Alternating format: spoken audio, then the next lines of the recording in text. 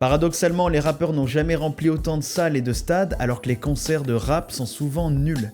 Faut dire la vérité. Même si c'est pas le cas pour tous les artistes, il y en a qui font ça très bien et on va en parler juste après. Bon, la première raison déjà, c'est que les showcases ont tué les concerts de rap. Les rappeurs ont baissé leurs exigences parce qu'ils ont vu qu'ils pouvaient faire un set de 15 minutes en full playback devant un public bourré qui va trouver ça extraordinaire.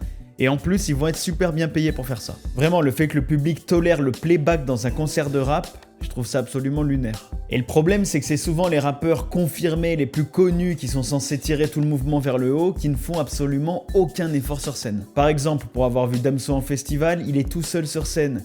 Il n'y a pas un musicien, alors qu'il arrête pas de prôner la musique organique dans toutes ses interviews.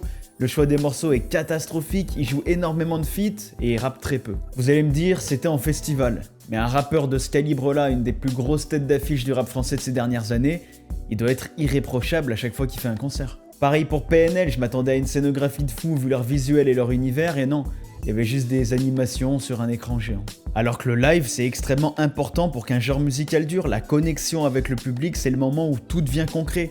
Ça doit être la finalité d'un projet. Mais souvent, malheureusement, dans le rap français, c'est pas ouf du tout. Bon, après, heureusement, il y a encore des rappeurs et des rappeuses qui font un super travail sur scène.